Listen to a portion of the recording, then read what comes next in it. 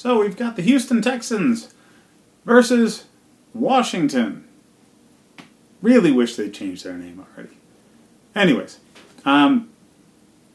Houston is getting the points on this, and they're the mild favorite, largely because of the win streak and the fact that they are just a more exciting sort of team to watch. Washington is very much old school football right now. Strong defense, strong running game, protect the football in the passing game, grind teams down. That football still wins. Really does. And it wins later in the season better than the style of play you see from Houston. I see Washington winning this one. I really do.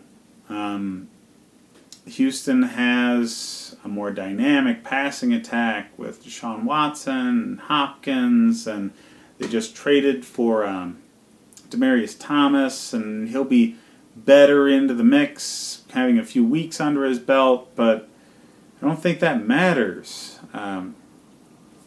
Washington's got the defense that can do things against a team like them. And yeah, Houston's got the names on the defense. They've got J.J. Watt. They've got I'm blanking. Either way, their defensive line's fantastic. Whitney Merciless coming off the edge. It just... That's not going to matter. Alex Smith gets rid of the ball really well. They run the ball extremely well with Adrian Peterson. So I think the pass rush is going to be relatively neutralized because of just the style of play that Washington puts together. Now, Washington's had issues with very highly talented teams. Atlanta just, gave them a good thrashing a couple of weeks back. But I don't think Houston's offense is on par with Atlanta's as far as talent goes. They don't have the depth of wide receivers, and Lamar Miller is a bit of a step down from Tevin Coleman in talent and explosiveness. So I don't think you're going to see those kinds of issues from Washington's defense this week. They're not sexy, they're not flashy, but what they do works, and it works well. Adrian Peterson is going to be a running back one this week. He's going to be a running back one most weeks. The offense is predicated on him doing well. So yeah, he's going to get the load, and he's going to do well with it. As the season progresses, keep an eye on it. He's getting older. We don't know how much tread's left on that tire, but I don't think this is the week where he starts to slow down. Alex Smith will not throw interceptions. That's the only thing you can say positive about him in a fantasy football perspective.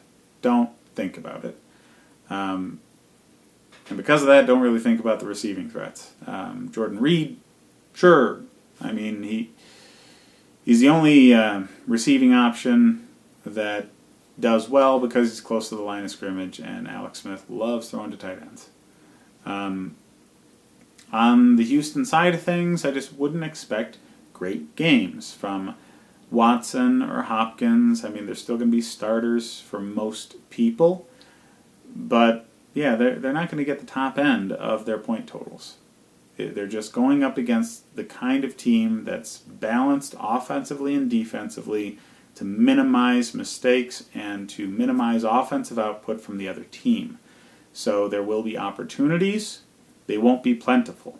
So the studs for Houston are going to be the only people worth playing. So again, Watson and Hopkins. That's it. Obviously, I'm not in line with the national media on this one. I just think Washington's going to take it. They've done very well with games people weren't expecting much of them in. And being at home for this one, I just think it's a bit of a no-brainer.